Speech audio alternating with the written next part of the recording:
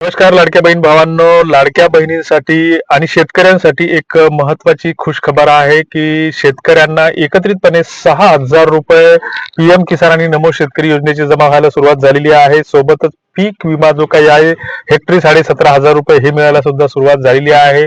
आणि लाडक्या बहिणीला तर दररोजच 3,000, 1,500 रुपये, कधी 4,500, कधी 5,500 आणि कधी एकत्रित 6,000 रुपये मिळायला सुरुवात झालेली आहे.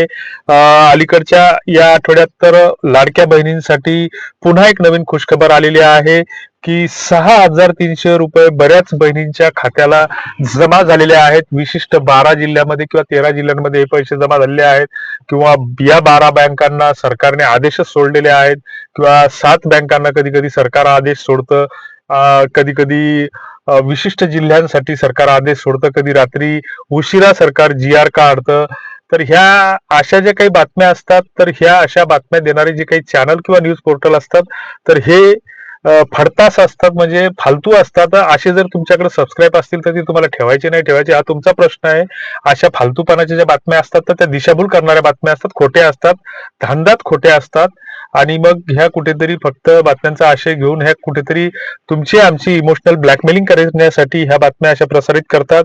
सरकार असे बँकांना कुठलेच आदेश देत नसतं, हे या चोट्ट्यांना समजायला पाहिजे की सरकारचे जे काही पैसे अनुदानाचे येतात तर ते डीबीटीच्या लाभाअंतर्गत येतात, म्हणजे डायरेक्ट बेनिफिट ट्रान्सफर. त्याच्यामुळे त्या बँकांना, विशिष्ट बँकांना आदेश देताच येत नाहीत सरकारला.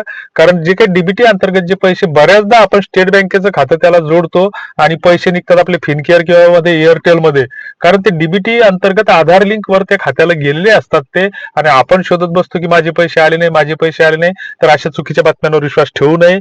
बऱ्याच जणांनी 6,300 मिळत असल्याच्या बातम्या दिल्या की 2,100 रुपये सरकारनं जो काही महिना जाहीर केला होता, तर त्याचा आणखी सरकारची कुठलीच शक्यता नाही. योग्य वेळ असं सरकार सांगत आहे. तर ह्याही बातम्या खोट्या आहेत.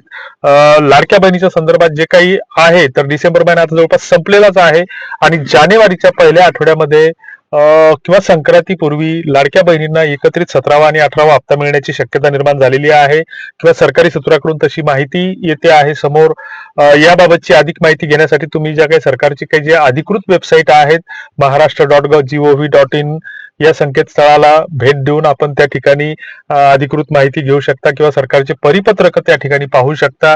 उगीच कुठल्या तरी बातम्यांवर विश्वास ठेवू नये. सोबतच 4,500 रुपये एकत्रित मिळतील का, तर सध्या वित्त विभागाकडे तशी पैशाची तरतूद नसल्यामुळे या हप्त्याला विलंब होत आहे. 17वा हप्ता जो काही नोव्हेंबर मध्ये मिळायला हवा होता, तर तो पैशाची तरतूद नसल्यामुळे तो लांबला गेला. मधातच निवडणुका आल्या, आचारसंहितेचा, आणि याचा काही संबंध नाहीये. आणि मग अशा स्थितीमध्ये सध्या सरकार निवडणुकांमध्ये मशगूल आहे. दुसरीकडे नमो शेतकरी आणि पीएम किसानचे हप्ते सुद्धा मिळणे बाकी आहेत. तर नमो शेतकरी अंतर्गत 8वा हप्ता जो मिळण्याची शक्यता आहे, तर तो जानेवारीच्या पहिल्या आठवड्यामध्ये मिळेल असं सरकारी सूत्रांकडून कळते आहे. मात्र त्यासाठी आर्थिक तरतूद सरकारकडे असणं आवश्यक आहे. दुसरीकडे जो काही पीएम किसानचा 22वा हप्ता शेतकऱ्यांना मिळणार आहे, तर त्या जवळपास फेब्रुवारीमध्ये त्याची मिळण्याची शक्यता आहे. 19 ते 20 फेब्रुवारीच्या दरम्यान तो हप्ता मिळेल. त्याच्यानंतर जे काही 17,500 रुपये सरकारकडून पीक विम्याची मिळणार आहेत, तर ते जानेवारीच्या शेवटी मिळण्याची शक्यता वर्तवली जात आहे. मध्यंतरी काही दिवसांसाठी ही आचारसंहिता शिथिल केली जाईल असंही बोललं जात आहे. कारण नुकत्याच निवडणुका संपलेल्या आहेत आणि सध्या महानगरपालिकांसाठी आचारसंहिता सुरू आहे. आणि अशा स्थितीमध्ये 16 जानेवारीला याचे निकाल जाहीर होतील. आणि त्यानंतर जो काही सरकारचा वेगवेगळ्या हेडखाली जो काही अखर्चित निधी आहे, किंवा जो काही पैसा मग आमदार निधी असेल, किंवा जिल्हा परिषदच्या काही सामान्य फंडामध्ये किंवा इतर फंडामध्ये जो काही पैसा पडलेला असेल, तर तो पैसा खर्च करण्यासाठी सरकारला 8-10 दिवसाचा त्याच्यावर सह्या करण्यासाठी वेळ मिळणं आवश्यक आहे. त्यामुळे लगेचच आचारसंहिता लागू होणार नाही असंही काही सूत्रांकडून बोललं जातं, किंवा राजकीय तज्ञांकडून बोललं जातं की जी काही बऱ्याच जणांची बिलं थकीत आहेत, तर अशांवर आचारसंहितेमध्ये सह्या करता येत नाहीत, किंवा जो काही अखर्चित निधी आहे तो खर्च करता येत नाही. तर त्यासाठी काही 8-10 दिवसाची मुदत दिली जाईल असंही काही सूत्रांकडून सांगितलं जातं.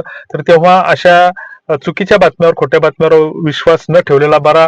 तुर्तास धन्यवाद.